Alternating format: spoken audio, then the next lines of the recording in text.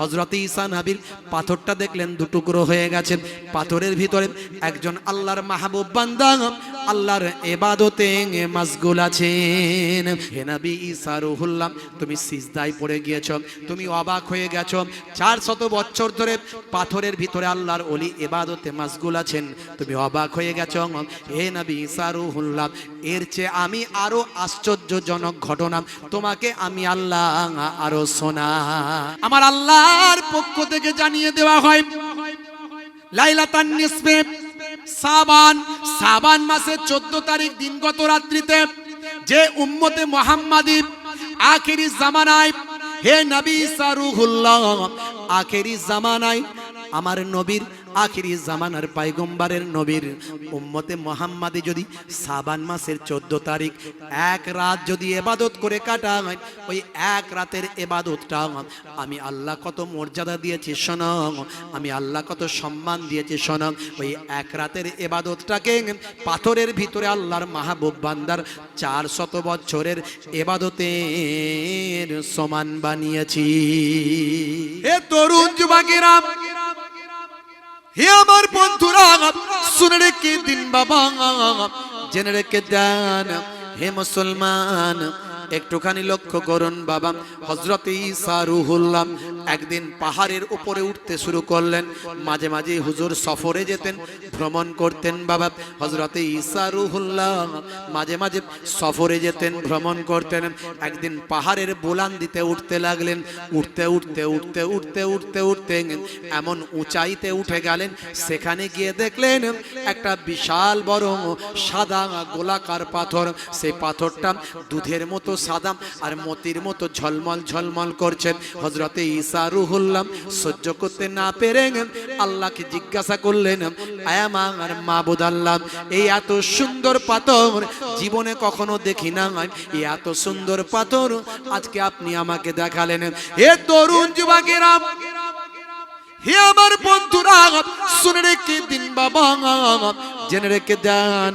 হযরত ঈসা রূহুল্লাহকে আমার আল্লাহ বললেন, হে নবী ঈসা রূহুল্লাহ, একটু অপেক্ষা করো, একটু ইন্তজার করো, একটু সাম টাইম ওয়েট, তুমি একটুখানি অপেক্ষা করো, তোমাকে এর থেকে আরো ওয়ান্ডারফুল আমি জিনিস দেখাবো, এর থেকে হতবাক করা জিনিস আমি দেখাবো।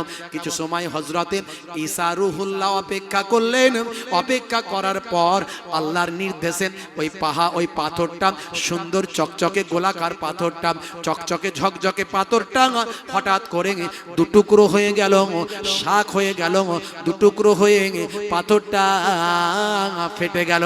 এই পাথরটা ফেটে যাওয়ার পরে পাথরের ভিতরে দেখতে পাওয়া যায় একজন আল্লাহর বুজুর্গ বান্দা, আল্লাহর নেক বান্দা, আল্লাহর মাহবুব বান্দা সলাতে, আল্লাহর সলাতে, নামাজে মশগুল আছে। জোরে হবে না, আর জোরে হবে না। অনেকে মনে করে, মনে হয় যে আমাদের নবীর আমল থেকে মনে হয় নামাজ এসেছে, তার আগে নামাজ ছিল না। অনেকে চিন্তা করে, এটা ভাবে, কিন্তু এটা ভুল ধারণা। আমি এবারে যখন উমরা হজে গেছিলাম, এবারে সেকেন্ড টাইম, তো আলহামদুলিল্লাহ, তা আমি যখন ওই গারে হেরাতে উঠেছিলাম, উঠে ওখানে 2 রাকাত নামাজ পড়বো বলে লাইন লাগিয়েছিলাম। যারা হাজি সাহেবরা আছে জিজ্ঞাসা করবেন, তারা ওখানে উঠলে 2 রাকাত নামাজ পড়েন। তবে বয়স্ক হাজি সাহেবরা ওখানে ওঠা খুব মুশকিল, বুঝতে পারছেন। আর আমাদের দেশের হাজি সাহেবরা তো বুড়ো না হলে যায় না হজ করতে, খুব কমই আছে ইয়ং অবস্থায় যায়। জিজ্ঞাসা করলে বলে, হুজুর এখন কি হজ করার বয়স হয়েছে বলুন না, হজ করে এলে তো সেইভাবে আমল করতে হবে না কি?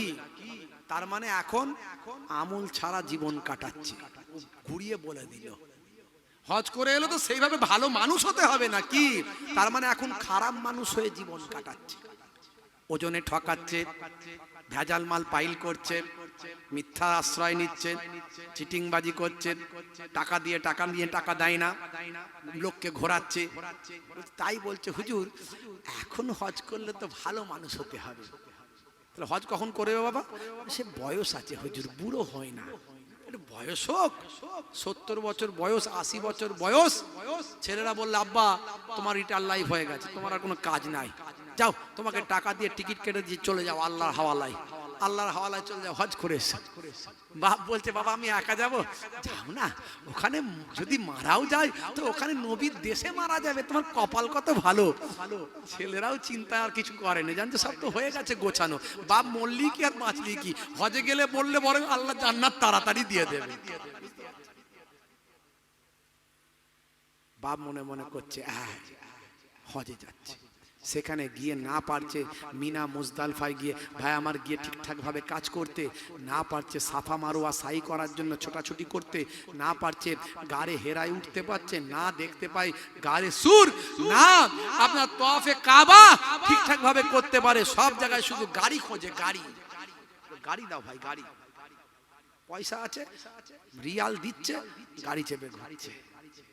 সেই হজ আর মেহনতে ঘাম ঝরানো হজ দুটো কি এক হলো? আপনি 7 চক্কর মারতে মারতে ঘেমে যাবেন, টস টস করে পানি ঝরবে পায়ের তলা।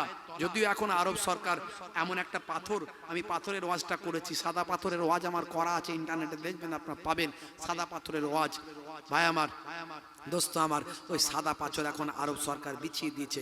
ওই সাদা পাথর প্রচন্ড যত রৌদ্র হোক না কেন কখনো গরম হয় না। আল্লাহর কুদরতি পাথর, একটা ছোট পাহাড়ই ছিল, ওটা একটা ছোট পাহাড়ই ছিল, এ পর্যন্ত আবিষ্কার হয়েছে একটা ছোট পাহাড়ই, পৃথিবীতে আর কোনো পাহাড়ে এখনো পর্যন্ত পাওয়া যায়নি। সেটা মিশরের একজন ইঞ্জিনিয়ার এই তথ্য দিয়েছিলেন বাদশাহ, ভাই আমার বাদশাহ সাউদকে, বাদশাহ সাউদকে। সেই বাদশাহ সাউদের পরামর্শে সেই মিশরের ইঞ্জিনিয়ার চলে গিয়েছিলেন, ভাই আমার সেখান থেকে গিয়ে অনেক মূল্য দিয়ে সেই পাথর কিনে নিয়ে সেই কাবা ঘরের ওই চতুর্দিকে যেখানে লোকে তোয়াফ করে দেখবেন সাদা পাথর। আপনি খালি পায়ে হাঁটবেন, প্রচন্ড তাপ, বাইরে বেরোবেন পা রাখতে পারবেন না, পা পুড়ে যাবে। হাজি সাহেবদের জিজ্ঞাসা করবেন, পা পুড়ে যাবে। কিন্তু ওই কাবা শরীফের চত্বরে যখন হাঁটবেন, রাসূলের রাউজার চত্বরটা যখন হাঁটবেন, পাটা ঠান্ডা, যেন মনে হচ্ছে কুদরতি এসি চলছে তলায়। ভাইরা আমার, তরুণ যুবকেরা আমার, তো বয়স্ক অবস্থায় গেলে ওই হেঁটে হেঁটে কিন্তু আপনি তোয়াফ করতে পারবেন না, কষ্ট হবে। সেজন্য ইয়ং অবস্থায় আল্লাহ যখনই হজ ফরজ করেছে তখনই হজ করে আসুন, তখনই হজ করে আসুন। আর আল্লাহ তো আপনাকে গুনাহ করার জন্য পৃথিবীতে পাঠায়নি, বাই চান্স গুনাহ হয়েছে মাফ চান, সিজদায় গিয়ে বলুন ওয়াস্তাঈনু বিসসবরি ওয়াস সালাত, বান্দা তোরা আমার কাছে সাহায্য প্রার্থনা কর ধৈর্য এবং নামাজের মাধ্যমে। নামাজে গিয়ে সিজদায় গিয়ে বলুন যে আল্লাহ আমার পাপ হয়ে গেছে, গুনাহ হয়ে গেছে, আমার স্লিপ হয়ে গেছে, আমাকে ক্ষমা করে দাও। আল্লাহর কাছে কাঁদলে আমার আল্লাহ আপনার গুনাহকে মাফ করে দেবেন। হে তরুণ যুবকেরা, মাঝখানে একটা কথা বলেনি, তওবার কথা যখন এসেছে খুব ইম্পর্টেন্ট কথা, পরে আমি সাদা পাথরের কথায় যাব, পরে আমি ঈসা নবীর ওই সাদা পাথরের কথায় যাব। তার আগে একটু তওবার কথা আপনাদের মাঝখানে বলে নিন, কারণ আজকের পর থেকে আপনি তওবা করুন, তাহলে ওয়াজ শোনা সার্থক হবে। আমার আল্লাহ জানিয়ে দিয়েছেন, ইয়া আইয়ুহাল্লাযীনা আমানু তুবু ইলাল্লাহি তাওবাতান নাসুহা। হে বিশ্বাসী বান্দারা, তোমরা আমার কাছে তওবা করো, অন্তর থেকে, হৃদয় থেকে, মন থেকে তোমরা তওবা করো। আপনার কালবটা ঠিক করুন, অন্তরটা ঠিক করুন, হৃদয়টা ঠিক করুন। হৃদয়টা ঠিক করে যতটুকু ইবাদত করবেন ততটুকুই কাজে লাগবে। এর জন্য আমি বলি, রোল নাম্বার ফাঁকা, খাতা ভর্তি লেখা, মাস্টার খাতা দেখবে না, পরীক্ষার রোল নাম্বার ফাঁকা, খাতা ভর্তি লেখা, মাস্টার পরীক্ষায় পাস করাবে না। ভাই আমার, রোল নাম্বার ফাঁকা, খাতা ভর্তি লেখা, কোনো কাজে লাগবে না। মোবাইলটা বড় কিনেছেন, বড় মোবাইলটা কিনেছেন, অ্যান্ড্রয়েড মোবাইল, অ্যান্ড্রয়েড মোবাইলটা কিনেছেন বাবা, সিম কার্ডটা ফাঁকা। আর যদি সেখানে দেওয়া হয় অনেকগুলো অ্যাপস দেওয়া হয় রাখা, কিন্তু অ্যান্ড্রয়েড মোবাইলে সিম কার্ড ছাড়া কোনো অ্যাপস কাজে লাগবে না। এই অ্যান্ড্রয়েড মোবাইলটা খেলনা হয়ে যায়। সিম কার্ড ছাড়া যেমন মোবাইলের কোনো দাম নাই, আর রোল নাম্বার ছাড়া পরীক্ষার খাতার যেমন কোনো মূল্য নাই। আপনার কাল্প যদি ভালো না হয়, কাল্ব যদি ঠিক না হয় কোনো ইবাদতের মূল্য হবে না। এর জন্য বুখারী শরীফের প্রথম হাদিসটা বলা হয়েছে, প্রথম হাদিসই বলা হয়েছে। ইমাম বুখারী নবীর হাদিসটাকে, এই হাদিসটাকে প্রথমে নিয়ে এসেছেন, ইন্নামাল আমালু বিন্নিয়াত, নিয়তের উপর আমল হয়। আপনি নামাজ পড়ছেন আল্লাহকে সন্তুষ্ট করার জন্য, আপনার নামাজটা কাজে লাগবে। রোজা রেখেছেন আল্লাহকে সন্তুষ্ট করার জন্য, রোজাটা কাজে লাগবে। দাড়িটা রেখেছেন নবীকে সন্তুষ্ট করার জন্য, আল্লাহকে সন্তুষ্ট করার জন্য, নবীর সুন্নত মনে করে দাড়ি রেখেছেন, তাই আমার ওই ইবাদতটা, ওই দাড়িটা কাজে লাগবে। দাড়িটা রেখেছেন, আমি বলেছি দাড়ির মধ্যে সায়েন্স আছে। সূর্য থেকে অতি বেগুনি রশ্মি আসে, অতি বেগুনি রশ্মিটা আমাদের শরীরে ক্ষতি করে, সাইড ইফেক্ট তৈরি করে। যাদের মুখে দাড়ি আছে তাদের মুখটাকে অতি বেগুনি রশ্মি দাড়ির ওসিলায়, অতি বেগুনি রশ্মিকে দাড়ি রক্ষা করে দেয়, স্কিনকে সুস্থ রাখে, ভালো রাখে। দাড়ি আপনার উপকারে লাগে। এটা আমার মন গড়া কথা বলছি না। অস্ট্রেলিয়ার ব্রিসবেনে ইউনিভার্সিটি অফ কুইন্সল্যান্ডে গবেষণা হয়েছে দাড়ি নিয়ে। হে তরুণ যুবকেরা, আপনি যদি নামাজ পড়েন, স্বাস্থ্য বিশেষজ্ঞরা বলছেন নামাজের থেকে ভালো ব্যায়াম আর কি হতে পারে। আপনি যদি ব্যায়াম মনে করে নামাজ পড়েন, নামাজ কোনো কাজে লাগবে না। রমজানের রোজা যদি আপনি রাখেন, ভাই আমার বিজ্ঞানী, জাপানের বিজ্ঞানী ওসিনোরি তিনি বলছেন রমজানের রোজা যদি নিয়মিত ঠিকভাবে রাখা হয় তাহলে সেটা ক্যান্সারের জীবাণুকে রোজা নষ্ট করে দেয়। যে বান্দা রমজানের রোজা রাখবে তার শরীরে ক্যান্সারের জীবাণু থাকবে না। আপনি যদি ক্যান্সারের জীবাণু মারার জন্য রোজা রাখেন তাহলে আল্লাহ সন্তুষ্ট হবেন না। এর জন্য বুখারী শরীফের প্রথম হাদিসের, ভাই আমার ইমাম বুখারী এই হাদিসটা প্রথম নিয়ে আসছেন, ইন্নামাল আমালু বিন্নিয়াত, নিয়তের উপর আমল হয়। নিয়ত যার ভালো তার আমল ভালো। লোক দেখানোর জন্য নামাজ পড়লে কোনো কাজে লাগবে না। ফাওয়াইলুল লিল মুসাল্লিন, ওই সমস্ত নামাজিরা ধ্বংসপ্রাপ্ত। আল্লাযীনা হুম ইউরাউন, যারা লোক দেখানোর জন্য পড়ে, যারা অবহেলা করে, নামাজ নিয়ে অবহেলা করে, যারা দেখানোর জন্য করে, তারা ধ্বংসপ্রাপ্ত। ওই নামাজির কোনো কাজ নাই। তাহলে আমাদেরকে সবটাই আল্লাহর জন্য করতে হবে, লিল্লাহিয়াতের জন্য করতে হবে। এই জন্য আমার নবী বলেছেন, নবী কি বলেছেন? দয়ার নবী বলেছেন যে আত্তাকওয়া হাহুনা, তাকওয়াটা কোথায় থাকে? তাকওয়াটা থাকে এইখানে, হৃদয়ে। তাকওয়াটা থাকে হৃদয়ে। যার কাল্ব ভালো সারা শরীর ভালো। নবী অন্য জায়গায় বলেছেন শরীরের একটা গোস্তের টুকরা আছে, সেটা যদি কারো ভালো হয় সারা শরীরটা ভালো, সেটা যদি খারাপ হয় সারা শরীরটা খারাপ। নামাজও পড়ছে, চিটিংবাজিও করছে, দাঁড়িয়েও রেখেছে, ধাপ্পাবাজিও করছে, নামাজ রোজা রেখেছে, কিন্তু এত কঠোর, এত কঠোর, এত বজ্জাত, এর গীবত করে, ওর গীবত করে। এই নামাজি মানুষ গীবত শিকায়ত করতে পারে? আপনাদের দিককার লোক নামাজিরা গীবত শিকায়ত করে না? করে নাকি? চগলখড়ি করে নাকি? এর কথা একে লাগানো, চায়ের দোকানে বসে বসে এ খারাপ ও খারাপ করে না। এদিককার লোক করে না? কি করে? নামাজি লোক তো করতেই পারে না। আমি নিজের চোখে দেখেছি, মাথায় টুপি দিয়ে, মুখে দাঁড়ি রেখে, পায়ের উপরে পাতুল দিয়ে চেয়ারে বসে আর হাতে লটারির টিকিট নিয়ে মেলাচ্ছে, খাতায় লাগাচ্ছে, দেখছে 5 লাখ লেগেছে নাকি। আমি নিজের চোখে দেখেছি। সেদিন থেকে ভাবলাম তাহলে নামাজি লোক লটারির টিকিটও কাটতে পারে। এই জন্যে নবী বলেছেন আত্তাকওয়া হাহুনা, তাকওয়াটা এখানে থাকে। আপনার ব্যবহারটা হবে নবী আনা ব্যবহার, কালচারটা হবে নবী আনা কালচার। আপনার ব্যবহারে মানুষ মুগ্ধ হবে, তারা খুশি হবে। আপনার উজ্জ্বল ভাই আমার ব্যবহারে, চরিত্রে, আপনার কথাতে মানুষ মুগ্ধ হবে। আপনি ওজনে ঠকাতে পারবেন না, আপনি আলছেটে বাড়াতে পারবেন না, আপনি কথা দিয়ে কোনো বাচ্চা ছেলেকে কষ্ট দিতে পারবেন না, আপনার জবান দিয়ে কোনো বয়স্ক মানুষকে আঘাত করতে পারবেন না। আপনি আপনার হাত দিয়ে, ওই ব্যক্তি মুসলমান নয় যার হাতের দ্বারায়, জবানের দ্বারায় কোনো ভাই কষ্ট পায়। আল মুসলিমু মান সালিমাল মুসলিমুনা মিন লিসানিহি ওয়া ইয়াদিহি, নবীর হাদিস। অস্বীকার করার কোনো জায়গা নাই। আপনি মুখ দিয়ে গালাগালি করছেন, ছি ছি ছি ছি ছি ছি। চাচা আসরের নামাজ পড়ে এলো, এসে দেখছে ফুলটুসির মায়ের সঙ্গে লালটুসির মায়ের ঝগড়া হচ্ছে। কি নিয়ে? না মুরগির ডিম নিয়ে। এর ঘরের মুরগি ওর খুলনায় ডিম পেড়ে দিয়েছে, ওর ঘরের মুরগি তার খুলনায় ডিম পেড়ে দিয়েছে। এ বলে এটা আমার ডিম, ও বলে এটা আমার ডিম। মানে আমার মুরগির ডিম। ঝগড়া চলছে ফুল পিকআপে। চাচা আসরের নামাজ পড়ে ফিরে এসে বলছে, কি হলো রে ফুলটুসি? আর বলো না আব্বা, দেখো না আমাদের মুরগি ওদের খোল লাগিয়ে ডিম পেড়ে দিয়ে ডিমটা এখন দিচ্ছে না, কি করি বলো দেখিনি। ওই জন্য মা বলেছে তো ঝগড়া করছে।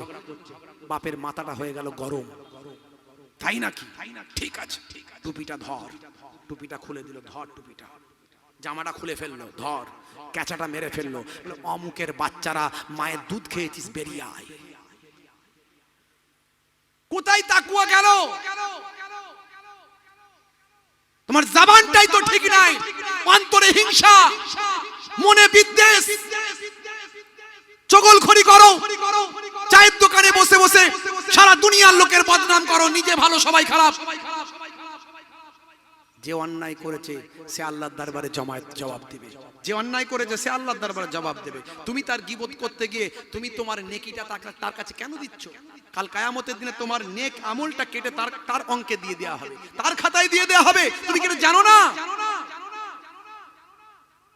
তুমি নামাজি, তুমি রোজাদার, তুমি 3 দিনের বেশি কথা বন্ধ রেখে দিয়েছো। সালাম কালাম দাও না, সালামটা দাও ন্যূনতম। সে খারাপ লোক, সে বাজে লোক, তোমার ডিউটি তোমার সালাম দিয়ে বেরিয়ে যাওয়া। তুমি রাস্তা দিয়ে যাচ্ছ, সে খারাপ, সে কোনো তার মধ্যে কোনো মানবিকতা বোধ নাই, মনুষ্যত্ব বোধ নাই, কিন্তু সে তোমার কলেমার ভাই, সে নামাজে যায়, সে জুম্মার দিনে যায়, সে ঈদের দিনে যায়, তার মানে সে মুসলিম বলে দাবি করে। মরার পরে তাকে মুসলমানদের কবরে দেওয়া হবে, তাহলে মানে সে মুসলমান বলে দাবি করে, সে খারাপ। এখন হেদায়েত হয়নি, তোমার দায়িত্ব হেদায়েত করা। যদি না হয় অন্তত তুমি কথা বন্ধ রাখবে না।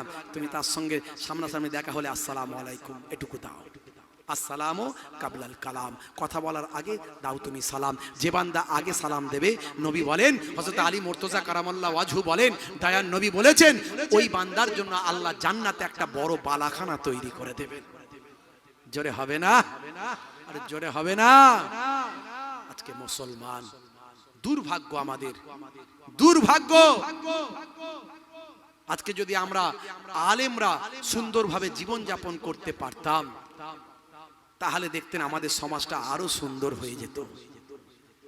আজকে আমি একটা এমন কথা বলে দিয়ে চলে যাব, কাল সকাল থেকে আপনাদের এলাকায় পাড়ায় পাড়ায় চায়ের দোকানে এক পক্ষ আমার হয়ে কথা বলবে, আর এক পক্ষ অন্যজনের হয়ে কথা বলবে।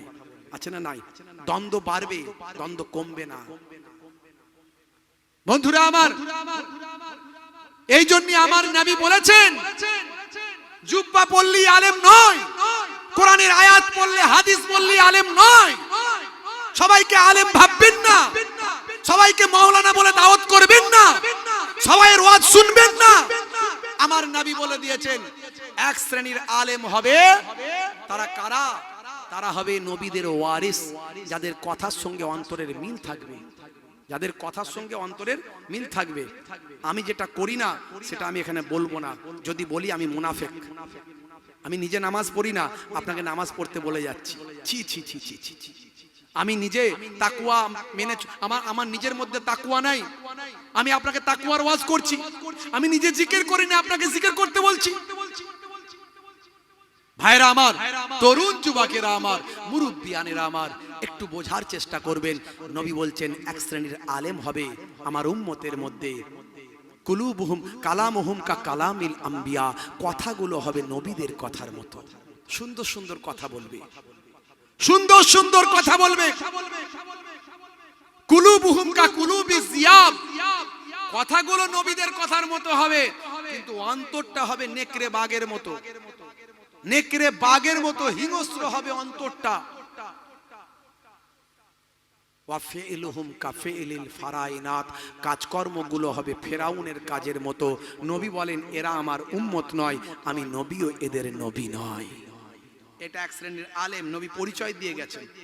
এই নবীর কথা বলছি, আমি নিজে বানিয়ে বলছি না। আলেম ওলামা হাফেজ সাহেবদের, মাওলানা সাহেবদের জিজ্ঞাসা করবেন, মুফতি সাহেবদের। এটা এক ধরনের আলেম, আর এক ধরনের আলেমের কথা নবী বলেছেন, যাদের জবানের সঙ্গে অন্তরের মিল হবে, যাদের জবানের সঙ্গে অন্তরের মিল হবে, মুখটাও যেমন অন্তরটাও তেমন। তারা যা বলে নিজে বাস্তবায়িত করে, নিজেও সেটা আমল করে, সেইভাবে চলার চেষ্টা করে। এরা কারা? এদের কথা নবী বলেছেন, আল উলামা ও ওয়ারাসাতুল আম্বিয়া, এরা হলো নবীদের বংশধর। জোরে হবে না? শুধু তাই নয়, এদের আল্লাহ এত সম্মান দেবেন, এত ইজ্জত রেখেছেন, দুনিয়ার মানুষ ইজ্জত দিক আর নাই দিক, আল্লাহর দরবারে এদের এত ইজ্জত। দয়ার নবী বলছেন, উলামা ও উম্মতি কা আম্বিয়ায়ে বানি ইসরাইল, আমার উম্মতের মধ্যে যারা এই পর্যায়ের আলেম হবে তারা হলো বানি ইসরাইল যুগের নবীদের পর্যায়ের সম্মানের অধিকারী। জোরে বলুন সুবহানাল্লাহ। নবীদের কি মর্যাদা, বানি ইসরাইল যুগের নবীদের কত সম্মান, ঈসা নবী, মুসা নবী, ভাই আমার দোস্ত আমার দাউদ নবী, সুলাইমান নবী, কত সম্মান। আমার আল্লাহ আমার উম্মতের মধ্যে যারা হাক্কানি আলেম তাদের আল্লাহ এই সম্মান দেবেন। এই সম্মান আল্লাহ দিয়েছেন কাদের?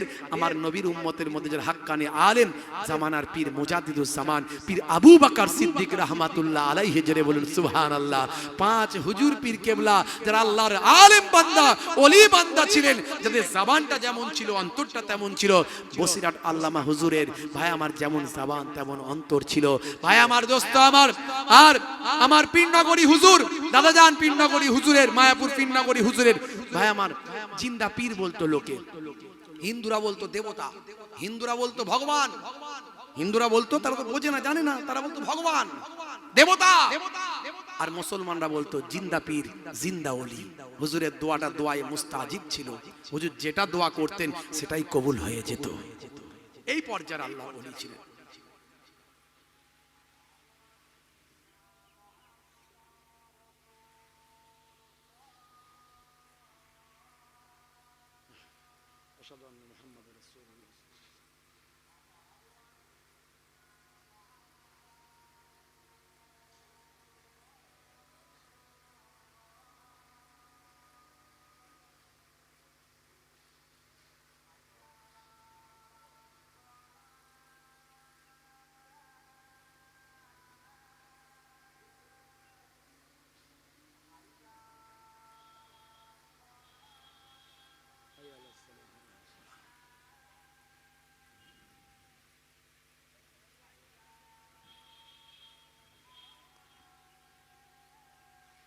কটায় শেষ করব, কটায় শেষ করব বলেই তো হবে, লোকজন উঠে যাবে।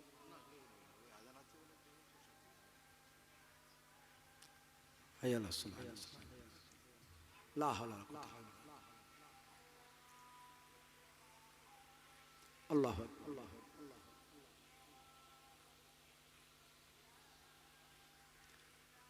লা ইলাহা ইল্লাল্লাহ,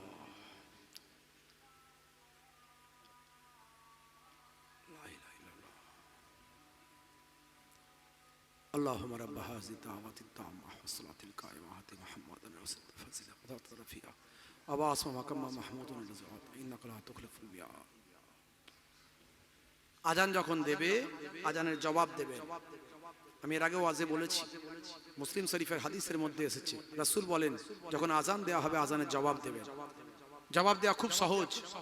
মুয়াজ্জিন যা বলবে আপনি তাই বলবেন, মনে মনে বলবেন তাই, যেটা মুয়াজ্জিন বলবে সেটাই মনে মনে বলবেন। খালি দুটো জায়গায় চেঞ্জ করবেন। যখন বলবে হাইয়া আলাস সালাহ আর হাইয়া আলাল ফালাহ, এই দুই জায়গাতে বলবেন লা হাওলা ওয়ালা কুওয়াতা ইল্লা বিল্লাহ। নবী বলেন এইভাবে যারা আজানের জবাব দেয় ফা দাখালাল জান্নাহ, আমার আল্লাহ তাদের জান্নাত দান করে দেন। সহিহ হাদিসের মধ্যে এসেছে।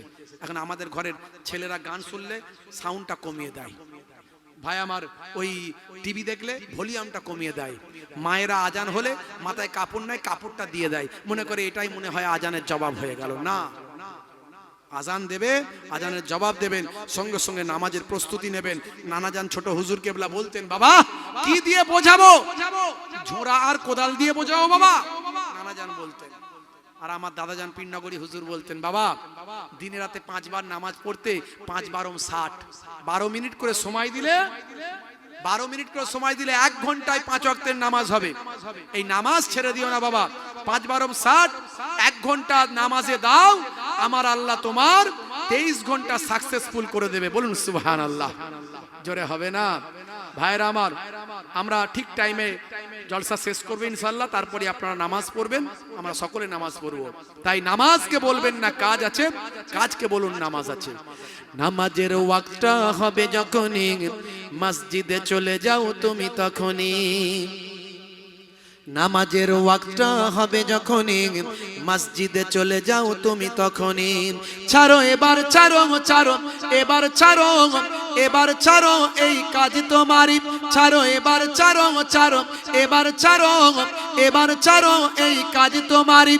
নামাজের ওয়াক্তটা হবে যখনই মসজিদে চলে যাও তুমি তখনই।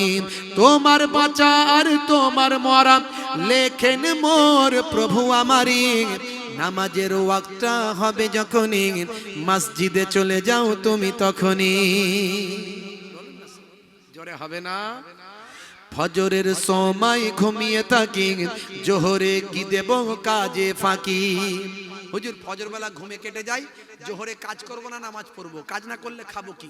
আসর আর মগরিব মাইন্ড ফ্রেশ করি, একটু তাস খেলা, ক্যারাম খেলা, টিভি দেখা, মাইন্ড ফ্রেশ করতে গিয়ে চলে যায়। আর এসার সময় হুজুর খায় আর ঘুমায়, কোনটা দিয়ে আজান হয় নামাজ যাই বুঝতেই পারি নাই, তাই আমার কলমে তুলে ধরেছি। ফজরের সময় ঘুমিয়ে থাকি, জোহরে কি দেব কাজে ফাঁকি। রাখো এসব রাখো রাখো এসব রাখো এসব রাখো কথা তোমারই। আসর আর মাগরিব হেলা করি, দোকানার আড্ডায় সময়টা দিন। আসর আর মাগরিব হেলা করি, দোকানার আড্ডায় সময়টা দিন। মরলে তোমাকে যেতে হবে মাটির নিচে, ঘর তোমারই। নামাজের ওয়াক্তটা হবে যখনই মসজিদে চলে যাও তুমি তখনই। বলুন না ইনশাআল্লাহ, ইনশাআল্লাহ।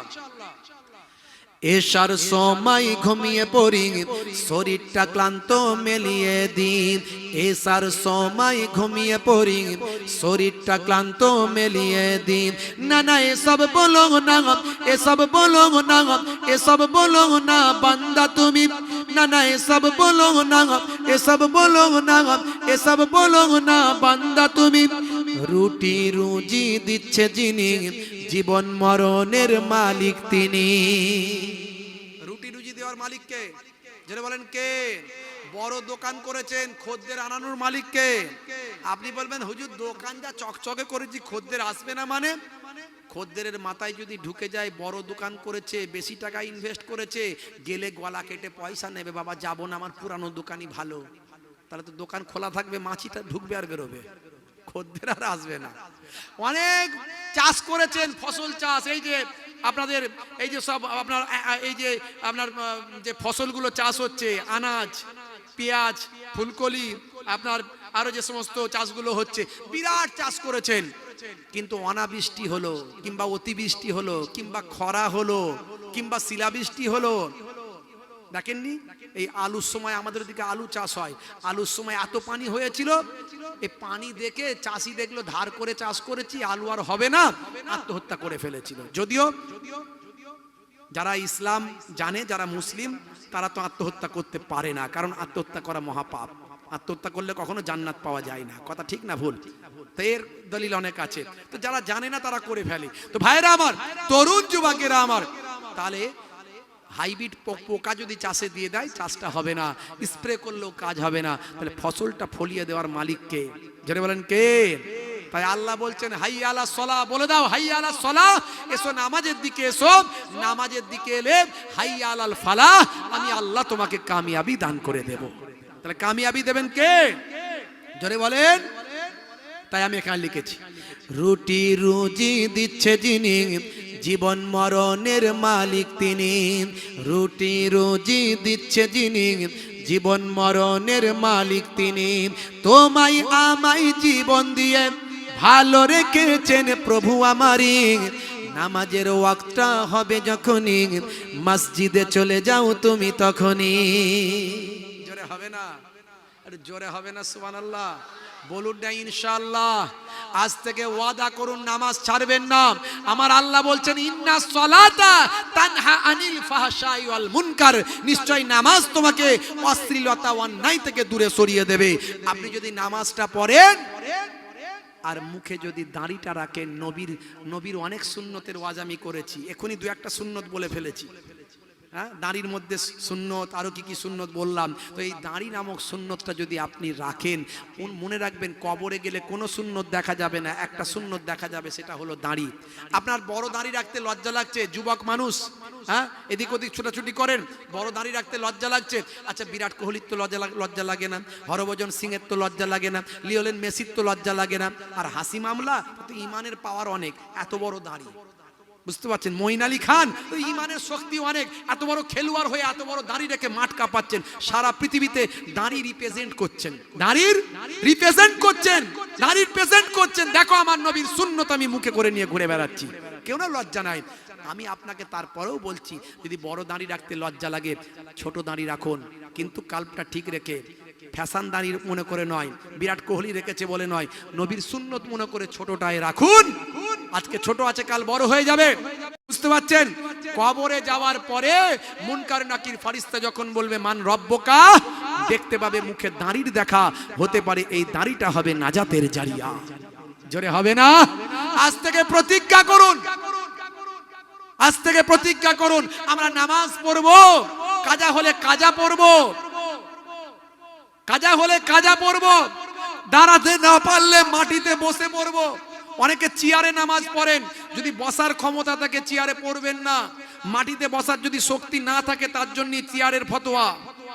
চেয়ারে আপনি বসতে পারেন না, সবাই ডায়ে বায়ে মাটিতে বসে থাকবেন, আপনি বাদশার মতো চেয়ারে বসে নামাজ পড়বেন, এই অধিকার ইসলাম দেয়নি। ইসলাম সবাইয়ের মর্যাদা সমান করেছে। তখনই আপনি চেয়ার ইউজ করতে পারবেন যখন আপনার মাটিতে বসার পর্যন্ত ক্ষমতা নাই। এর দলিল অনেক আছে, আমি অনেক ওয়াজ করেছি এই নিয়ে। এক ধারে দাঁড়াবেন, মাঝখানে নয়। চেয়ার যদি ইউজ করতে হয় এক ধারে চলে যাবেন, গিয়ে চেয়ার ইউজ করবেন। ভাইরা আমার, দাঁড়িয়ে নামাজ পড়তে না পারলে বসে পড়বেন, বসে না পড়লে শুয়ে পড়বেন, শুয়ে হাত পা না নাড়তে পারলে ইশারায় নামাজ পড়বেন, কিন্তু নামাজ ছাড়বেন না। আজ থেকে ওয়াদা করুন, আল্লাহ বলছেন নামাজ যে পড়ে তার আমার আল্লাহ অশ্লীলতা অন্যায়গুলো তার থেকে দূর করে দেন। নামাজ আর দাঁড়িওয়ালা মানুষের কথা আমি বলি, 70% অপরাধ তার থেকে সরে চলে যায় জান্নাতের দিকে, সে 70% কেন আরো বেশি এগিয়ে চলে যায়। জোরে বলুন সুবহানাল্লাহ। আজ থেকে ওয়াদা করুন, কবে মারা যাবেন, কবে কবরে চলে যাবেন গ্যারান্টি নাই, কিন্তু নামাজি হয়ে নামাজিদের খাতায় নামটা উঠে যাক, দাড়িওয়ালা হয়ে দাড়িওয়ালাদের খাতায়, সুন্নতের খাতায় নামটা উঠে যাক। হাতটা তুলে দেখেন তা কারা কারা নামাজ পড়বেন, দাড়ি রাখবেন, কারা কারা হাতটা তোলেন, হাতটা তোলেন। এই ইয়ং ছেলেরা, যুবকেরা, মরলে বুঝতে পারে কবরে গেলে, হার্ট অ্যাটাক করলে এক্ষুনি চলে যাবে, একদম পুরো ভেলোর চলে যাবে। মাশাআল্লাহ, সবাই হাত তুলেছে। আল্লাহ যদি ভুল ভ্রান্তি হয়ে থাকে ক্ষমা করবেন, বলুন আল্লাহুম্মা আমিন, বলুন আল্লাহুম্মা আমিন। আজ থেকে ছোট হোক বড় হোক দাড়িটা রাখা শুরু করুন। ছোট রাখুন, আমি বলছি না এক্ষুনি বড় রাখতে হবে, ছোট রাখুন, কিন্তু নামাজটা পড়ুন, কাজা হলে কাজা পড়বেন, নামাজ ছাড়বেন না। হে তরুণ যুবকেরা, হে আমার বন্ধুরা, শুনে রেখে দিন বাবা, জেনে রেখে দেন উম্মতে মুহাম্মাদের কি সম্মান, কি ইজ্জত আল্লাহ দিলেন। বাবা, ঈসা নবীর কথা বলছিলাম, মাঝখানে আর একটা কথার দিকে যাচ্ছিলাম, তওবার কথার দিকে যাচ্ছিলাম, কিন্তু তওবার কথা আর বলতে পারবো না, তওবা নিয়ে উদাহরণটা দিতে পারবো না। শুধু এটুকু বলবো, অন্তর থেকে তওবা করুন। যে তওবাটা আজকে করবেন, সে তওবার উপর কায়েম থাকার চেষ্টা করুন, আর সেই কায়েম থেকে, তওবার উপর কায়েম থেকে আল্লাহর কাছে কাঁদুন, আমার আল্লাহ আপনার জীবনে জিন্দেগির গুনাহগুলো ক্ষমা করে দেবেন। হে তরুণ যুবকেরা, হে আমার বন্ধুরা, শুনে রেখে দিন বাবা, তাহলে শুনে রেখে দেন, উম্মতে মুহাম্মাদের ইজ্জতের কথা বলছিলাম। হযরত ঈসা নবীর পাথরটা দেখলেন দুটুকরো হয়ে গেছে, পাথরের ভিতরে একজন আল্লাহর মাহবুব বান্দা আল্লাহর ইবাদতে মাশগুল আছেন। তিনি যখন সালাতটা ত্যাগ করলেন, সালাত থেকে যখন ফারেগ হলেন, সালামটা যখন ফেরালেন, হযরত ঈসা নবীকে যখন দেখতে পেলেন, সালাম দিলেন, মুসাফা হলো। হযরত ঈসা নবী জিজ্ঞাসা করলেন, ভাই আপনি এখানে কত বছর ইবাদত করছেন?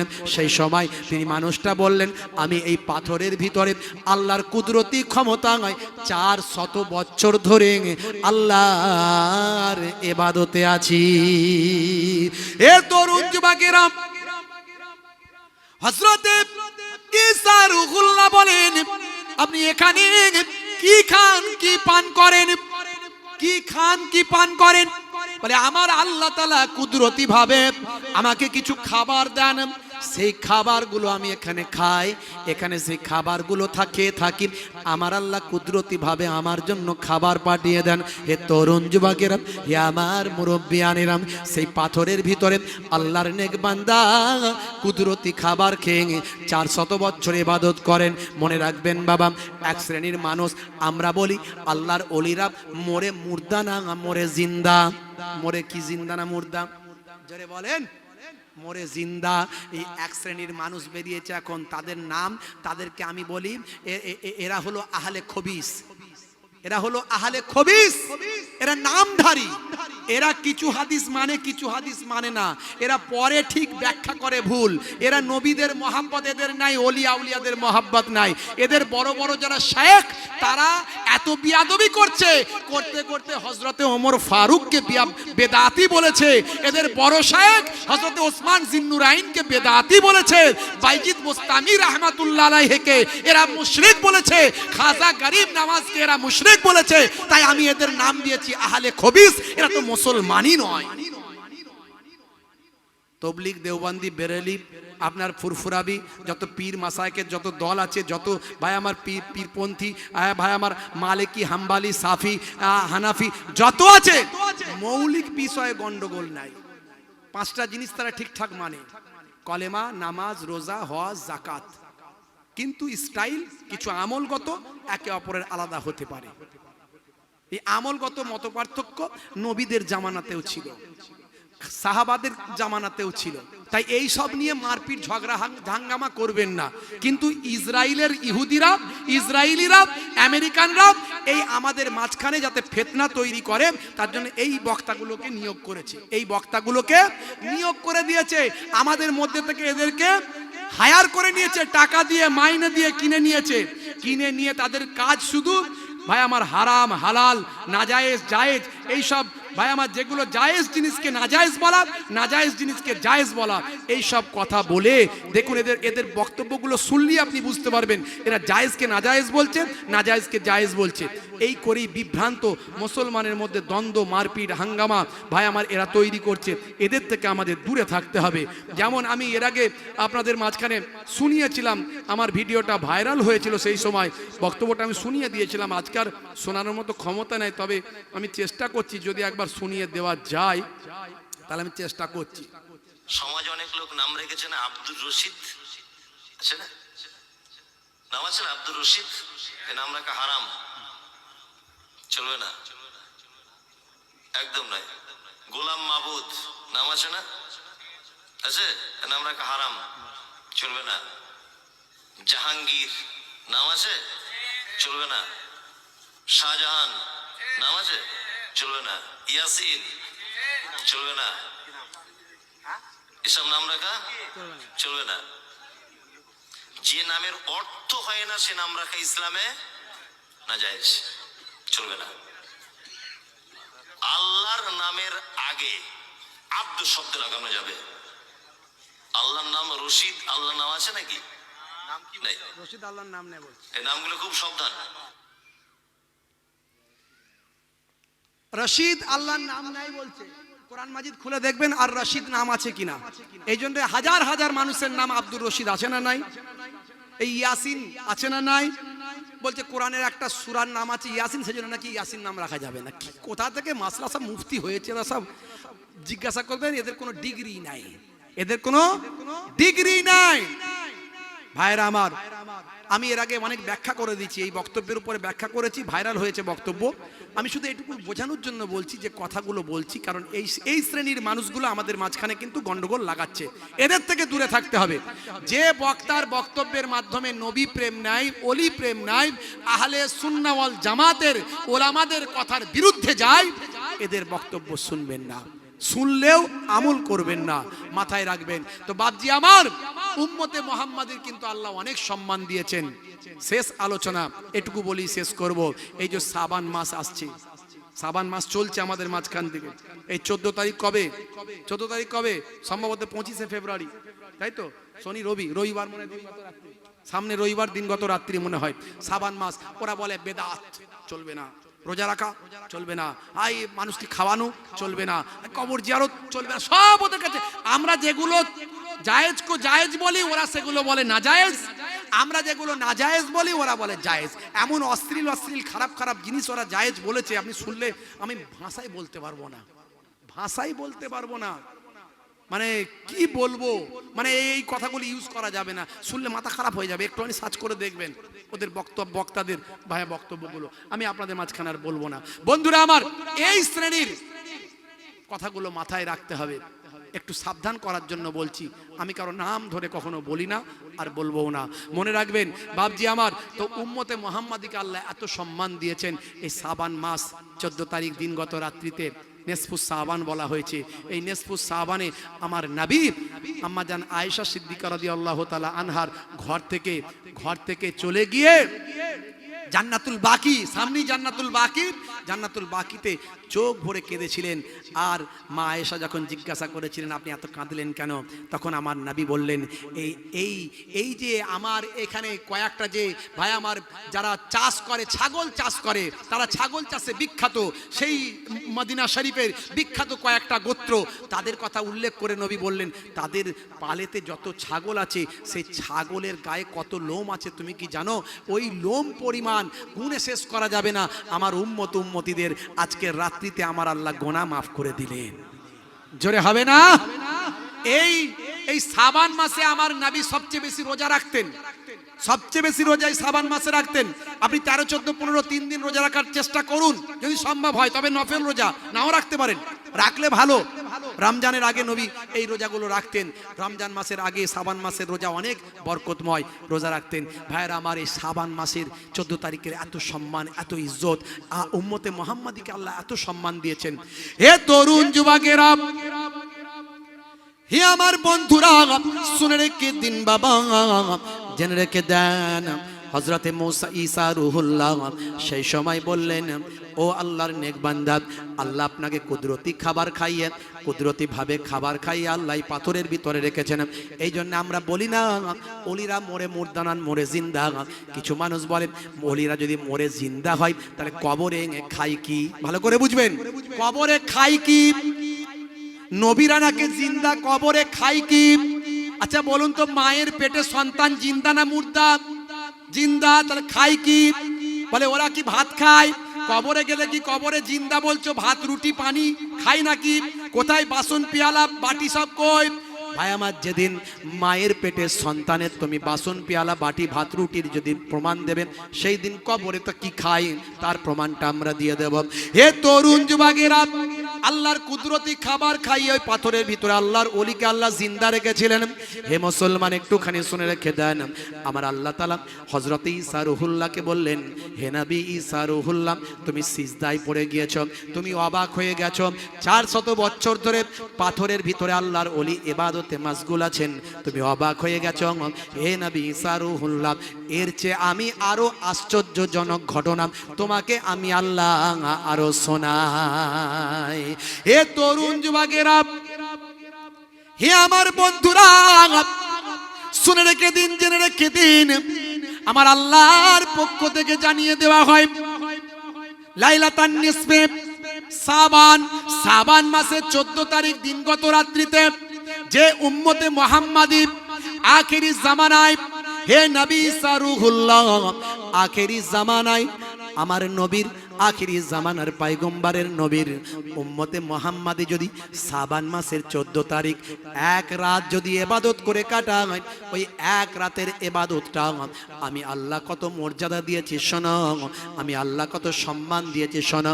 ওই এক রাতের ইবাদতটাকে পাথরের ভিতরে আল্লাহর মাহবুব বান্দার 400 বছরের ইবাদতের সমান বানিয়েছি। জোরে হবে না? জোরে হবে না? এই লাইলাতুল কদরে খায়রুম মিন আলফি সাহার আছে না নাই? এক রাতের ইবাদত, কদরের রাতের একটা রাতের ইবাদত 1000 মাস অপেক্ষা উত্তম। আর শাবান মাসের 14 তারিখের একদিন এক রাতের ইবাদত, এক রাতের ইবাদত 400 বছরের আল্লাহর মাহবুব বান্দার ইবাদতের থেকে বেশি। জোরে বলুন সুবহানাল্লাহ। তো শাবান মাসের ইবাদত অনেক গুরুত্বপূর্ণ। এক শ্রেণীর মানুষ তারা এটাকে মানতে চায় না, তারা আমরা যেগুলো বলি সেগুলো বলে জাইফ, এগুলো হলো জাল, এগুলো হলো মাউজু, আর তারা যেগুলো বলে সেগুলো সব নাকি সহি। এই যে বলছে না গোলাম মাহবুদ নাম রাখা হারাম, বলছে সহি, কোথায় লেখা আছে বেটা দেখা না দেখি একবার। হারাম বলতে গেলে কোরআনের সহি নোস দ্বারা, কোরআনের নোস দ্বারা প্রমাণ করতে হবে, কোরআনের আয়াত দ্বারা প্রমাণ করতে হবে হারাম। হারাম বললি তো হারাম নয়, তুমি একটা জিনিসকে কেটে বাদ দিয়ে দিচ্ছ, মানে অপারেশন করছো। হারাম মানে কি? অপারেশন করে দেওয়া। অপারেশন করতে গেলে সার্জেন হতে হয়, কথা ঠিক না ভুল? এই যে কটা হারাম হারাম করছে এদের সার্জেনের একটাও ডিগ্রি নাই ভাই। আমার ডাক্তারিতে সার্জেন হতে গেলে MS ডিগ্রি চাই, আর এই হুজুরি লাইনে সার্জেন হতে গেলে মুফতি ডিগ্রি চাই। মুফতি ডিগ্রি পেলে তবে ফতোয়া দিতে পারে। যাই হোক, দুটো কথা বললাম। আল্লাহ রাব্বুল আলামিন আমাদের সিরাতুল মুস্তাকিম পথের প্রতীক বানিয়ে দিন, বলুন আল্লাহুম্মা আমিন। আমার কথার দ্বারা আপনাকেও যদি দুঃখ পান আমাকে ক্ষমা করবেন, আমার দুঃখ দেওয়ার উদ্দেশ্য ছিল না, আমি কিন্তু হেদায়েতের উদ্দেশ্য নিয়ে কথাগুলো বলেছি। ভাইরা আমার, মাশাআল্লাহ ভালো লাগছে আপনাদের সান্নিধ্য, আপনাদের পরিবেশ। তো আল্লাহ করে এই আপনাদের ঈদগাহটা কোনটা? এটা যেটা বসে আছেন ঈদগাহ, এই ঈদগাহটা নামাজের জায়গা, অর্থাৎ এটা কিন্তু সিজদার জায়গা না, সিজদার জায়গা নয়। যেখানে সিজদা দেওয়া হয় সেটা কিন্তু মসজিদ, কথা ঠিক না ভুল? এই জন্য আমার আল্লাহ গোটা দুনিয়াটাকে আমাদের জন্য মসজিদ বানিয়ে দিয়েছেন, কথা ঠিক না ভুল? তাহলে মুসলমানদের দুটো মসজিদ নিয়ে কি করবি? নিয়ে কি করবি? আমরা যেখানে সিজদা দেবো সেটাই তো মসজিদ, কথা ঠিক না ভুল? কিন্তু তারপরেও আমরা আমাদের অধিকার ছাড়বো না, অধিকার ছাড়বো না। গণতান্ত্রিক পদ্ধতিতে আমরা লড়াই যেমন করছি করে যাবো ইনশাআল্লাহ। ভাইরা আমার, তবে মুসলমানদের মসজিদ যদি কারো জায়গায় জবরদখল করে হয়, সেটা প্রমাণ যদি করতে পারে, ওই আস্থা টাস্তা বললে হবে না, এভিডেন্স দিয়ে প্রমাণ করতে হবে। যদি প্রমাণ করে দিতে পারে, সেটা মুসলমানরা নিজেরাই গিয়ে ভেঙে দেবে, কথা ঠিক না ভুল? কারণ মুসলমানরা কোনো অবৈধ জায়গাতে নামাজ পড়লে নামাজ হবে না, জবরদখল করা জায়গাতে নামাজ পড়লে নামাজ হবে না। তাহলে এটা কাউকে ভাঙতে হবে না, আমরা নিজেরাই ভেঙে দেবো। কিন্তু এখনো পর্যন্ত যে কটা মসজিদ টসজিদ ভাঙাভাঙি করা হয়েছে, একটাও তো প্রমাণ করতে পারেনি জবরদখল করা জায়গা, বলেছে আস্থা। ও আস্থা বিশ্বাস তো আমাদেরও অনেক কিছু আছে, কথা ঠিক না ভুল? ভাইরা আমার, তরুণ যুবকেরা আমার, তবুও কিন্তু আমরা মানুষকে ভালোবাসবো, ভাই ভাইকে ভালোবাসবো, মুসলমানকে ভালোবাসবেন, হিন্দু ভাইদের ভালোবাসবেন, খ্রিস্টান জৈন বৌদ্ধদের ভালোবাসবেন, সারা পৃথিবীর মানুষের ভালোবাসবেন। আমরা এই জন্য কোনো রকম অশান্তি চাই না, আমরা ভালোবাসা চাই, আমরা প্রেম চাই, আমরা আস্থা চাই, আমরা আপনাদের আস্থা চাই, বিশ্বাস চাই। আমরা কোর্টের উপর ভরসা রেখেছি, কোর্টের উপর আস্থা রেখেছি। কোর্ট যেটা বিচার করে আমরা মেনে নিই, সেটা আমাদের কাছে বৈধ মনে হোক আর অবৈধ মনে হোক। কারণ আমরা জানি কোর্ট সবসময় এভিডেন্সের উপর কথা বলে। কোর্ট যখন আস্থার উপর কথা বলে তখন তো আমরা অবাক হয়ে যাই, হতবাক হয়ে যাই। দুর্ভাগ্যজনক এটা। যাই হোক ভাইরা আমার, তো যাই হোক, এই যে ঈদগাহটা, এই ঈদগাহটা ঘেরার জন্য এই ইটগুলোকে আপনার প্লাস্টার করতে হবে, এই প্লাস্টার করতে হবে, মেঝে করতে হবে। এটা আপনারা নামাজ পড়বেন, আর আপনারা মারা গেলে আপনাদের ছেলেরা পড়বে, আর আপনাদের ছেলেরা যখন নামাজ পড়বে আপনি কবরে পড়ে পড়ে সওয়াব পাবেন। জোরে হবে না? বলে হুজুর পয়সা চাইবে, সুবহানাল্লাহ বেশি বললে অসুবিধা আছে নাকি? হ্যাঁ, সুবহানাল্লাহ বললে সওয়াব আছে, যেমন আওকাত তেমন দেবেন। বাপজি আমার, আচ্ছা বলেন তো দেখি, আল্লাহর কোরআন বলেছে মান জাআ বিল হাসানাতি ফালাহু আসরু আমসালিহা, বান্দা এক দিবি 10 পাবি। এটা কার কথা? আল্লাহর কোরআনের কথা। আচ্ছা কোরআনকে আমরা বিশ্বাস করি তো? করি না? কোরআন করি কি করি না? তাহলে কোরআন মাজিদ আমরা বিশ্বাস করি। তাহলে কোরআন বলছে যেখানে একটা হাসানা করলে 10টা পাবে, সেই জায়গায় আপনি এখানে আপনি 10টা বস্তা সিমেন্ট দিলে 100 বস্তা সিমেন্ট তো আপনি পাবেন। 100 বস্তা সিমেন্টের টাকা তো আল্লাহ আপনার বরকত দেবেন। এর সঙ্গে সঙ্গে হাদিসে কুদসির মধ্যে এসেছে একের বদলে 10, 100, 700 বেহিসাব মালে মালামাল করে দেবেন। এই জন্য আমার নানাজান ছোট হুজুর কেবলা বলতেন, কুদরতে আজিম তার কে বুঝিতে পারে, অজ্ঞান হইবে জ্ঞানী ধ্যান যদি করে। জোরে বলুন সুবহানাল্লাহ। বাপজি আমার, আমি 8 জনকে চাইবো, জান্নাত হলো 8টা। জান্নাত কটা? জান্নাত 8টা। আমি 8 ভাইকে চাইবো 1000, আমি 8 ভাইকে চাইবো 10 বস্তা করে সিমেন্ট, 10 বস্তা করে সিমেন্ট। বাপ কবরে চলে গেছে, মা কবরে চলে গেছে, দাদা দাদি কবরে চলে গেছে, আমার ভাই 10 বস্তা, একজন 1 নম্বরে। 2 নম্বরে হাত তুলে আমি 8 জনকে মাত্র চেয়েছি, তাহলে 80 বস্তা হয়ে যাবে। এত আল্লাহর নেক বান্দা আছেন ভাই আমার, এটা কি মনে হয় না এখানে আমরা নামাজ পড়বো যতদিন হায়াতে আছি, আমাদের বাপ মা কবরে পড়ে সওয়াব পাবে। আমরা যখন চলে যাব আমাদের সন্তানেরা পড়বে, তা আমাদের সন্তানদের ওসিলায় আমরা কবরে পড়ে সওয়াব পাবো। একজন ভাই হাত তুলেছেন, 2 নম্বরে হবে না? খাস ভাবে মাশাআল্লাহ 2 নম্বরে, 3 নম্বরে আমার ভাই 10 বস্তা সিমেন্ট, 30 বস্তা হয়ে গেছে, 4 নম্বরে 40 বস্তা, 5 নম্বরে 50 বস্তা। মাশাআল্লাহ হাত তোলেন, হাত তোলেন, হাত তোলেন, হাত তোলেন। 8 জনকে চেয়েছি, খাস ভাবে দোয়া চাইবো আল্লাহ যেন আজকের মাহফিলে আপনার দানকে কবুল করে সাদকায়ে জারিয়ার সওয়াব দিয়ে কিয়ামতের দিনে জান্নাত নসিব করে দেয়, দোয়া চাইবো। ভাই আমার 5 জন হয়ে গেছে। এই নামগুলো আপনারা বলেন, আমি একটু দোয়া চাই, আপনার নামগুলো বলেন। হ্যাঁ, ভালো নাম বলেন। আশরাফ আলী সাহেবের ছেলে, ডাকনাম ভোলা, তাই তো? ডাকনাম ভোলা, উনি 10 বস্তা দেবেন। আর নামগুলো বলেন। হান্নান সাহেব, আব্দুল হান্নান সাহেব 10 বস্তা। শহীদ আলী সাহেব 10 বস্তা।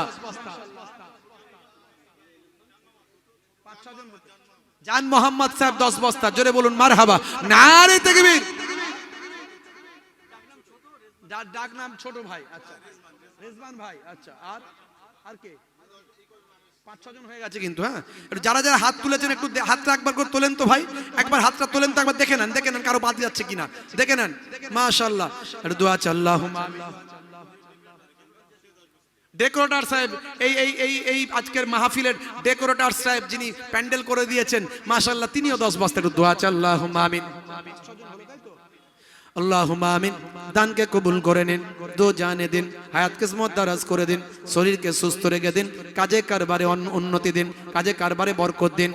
মাবুদ আল্লাহ, তোমার কোরআনে তুমি বলে দিয়েছো বান্দারে মান জাবিল হাসানাতি ফালাহু আসরু আমসালিহা। বান্দা একটা হাসানা করবি, আমি 10টা দেব। 1 দিবি 10 পাবি, এটা তোমার কোরআনের ওয়াদা। তুমি হাদিসে কুদসির মধ্যে বলেছো, নবী জানিয়েছেন 1-এর বদলে 10, 1-এর বদলে 100, 1-এর বদলে 700, 1-এর বদলে বেহিসাব মালে মালামাল করে দাও। মাবুদ গো, তোমার নবী বলেছেন, তোমার নবী 7টা ভালো কাজের কথা, সাদকায়ে জারিয়ার কথা বলেছেন। আও বানা মসজিদান, যেখানে সিজদার জায়গা তৈরি করা হয়, যেখানে ঈদগাহ বানানো হয়, মসজিদ বানানো হয়, এই জায়গায় মসজিদ ঈদগাতে যারা সাহায্য করবে, সিজদার জায়গায় যারা সাহায্য করবে, আমি আল্লাহ, আমার নবী বলেন কাল কিয়ামত পর্যন্ত সাদকায়ে জারিয়ার কবরে পড়ে পড়ে সওয়াব পায়। মাবুদ আল্লাহ, তোমার বান্দারা বড় আশা করে দান করেছে। কেউ নিজের বাপের জন্য দেয়, কেউ নিজের মায়ের জন্য দেয়, দাদা দাদির জন্য দেয়, নানা নানির জন্য দেয়, আত্মীয় স্বজনের জন্য দেয়। মাবুদ, অন্তরের খবর তুমি জানো। ইন্নাহু আলিমুম বিজাতিস সুদূর, অন্তরের খবর তোমার জানা আছে। তুমি দানকে কবুল করো, দো জানে দাও, হায়াত কিসমত দারাজ করে দাও, শরীরকে সুস্থ রেখে দাও, ছেলে মেয়ে আলা উলাদ দিনে হায়াত দারাজ করে দাও, কাজে কারবারে উন্নতি দান করে দাও, মালে মালামাল করে দাও। মাবুদ গো, কার পকেটে কত টাকা, কার এটিএমে কত, কার ব্যাংকে কত, এই কয়েক হাজার মানুষ এখানে বসে আছেন। মাবুদ, তাদের মধ্যে থেকে তুমি দাতাদের দান করার তৌফিক দাও। কার দেওয়ার ক্ষমতা আছে তুমি জানো, কার ক্ষমতা নাই তুমি জানো। যার দেওয়ার ক্ষমতা আছে তাকে বেশি দেওয়ার তৌফিক দাও, যার দেওয়ার ক্ষমতা কম তাকে কম দেওয়ার তৌফিক দাও। আস-সাখী ওয়া হাবিবুল্লাহ, দাতা হলো তোমার বন্ধু, দাতা হলো তোমার বন্ধু, দাতা হলো তোমার বন্ধু। বুখারী শরীফের প্রথম হাদিস, ইন্নামাল আমালু বিন্নিয়াত। বান্দারা যেন নিয়ত করে দান করে, যে যা নিয়ত করে দান করেছে, মাবুদ নিয়তকে কবুল করে দাও। দাতাদের তুমি বড় বড় অসুখ থেকে হেফাজত করে দাও। যারা দান করছে, যে ক্যান্সার দিও না, টিউমার দিও না, প্যারালাইজ বানিয়ে দিও না, হার্ট অ্যাটাকে মৃত্যু দিও না। মাবুদ আল্লাহ, যারা দান করছে তাদের তুমি বড় বড় অসুখ দিও না। মাবুদ, তাদের রেন্টাল জিনটাকে সামান্য কয়েক ডাক্তারে সুস্থ রেখে দাও। যারা দান করছে মাবুদ, তাদের তুমি ভেলোর, চেন্নাই, ম্যাড্রাস পাঠিয়ে লক্ষ লক্ষ টাকা খরচ করিয়ে দিও না। কারণ তারা তোমার মসজিদে, তারা তোমার সিজদার জায়গায় দান করছে। আমার মাবুদ আল্লাহ, যারা দেব কি দেব না চিন্তা করছে, মাবুদ তোমার বান্দারা যদি না দেয়, তাহলে এত বড় কাজ কেমন করে হবে? তোমার সিজদা দেওয়ার, তোমার ইবাদতের জায়গাটা কেমন করে করা যাবে? যারা দেব কি দেব না চিন্তা করছে, তাদের মনটা, হৃদয়টা বিগলিত করে দাও, তাদের বুঝিয়ে দাও, বান্দারে এই জায়গায় কেউ কখনো নিয়ে আসেনি, সবাই খালি হাতে এসেছে আর খালি হাতে চলে যাবে। বান্দা যেটুকু এখানে দিয়ে যাবে কবরে তোমার কাল কিয়ামতের দিনে, এটাই তো নাজাতের জারিয়া হবে। বান্দারে, এটা তুমি বান্দাদের বোঝার তৌফিক দাও, মালে মালামাল করে দাও, এত সম্পদের মালিক বানাও, দাতাদের এত সম্পদের মালিক বানাও। আমার মাবুদ আল্লাহ, জীবনে জিন্দেগিতে একবার না একবার দিদারে কাবা, দিদারে মদিনার মেহমান বানিয়ে দাও, আমিন। তাড়াতাড়ি বলেন, আর কে আছেন 10 বস্তা করে সিমেন্ট?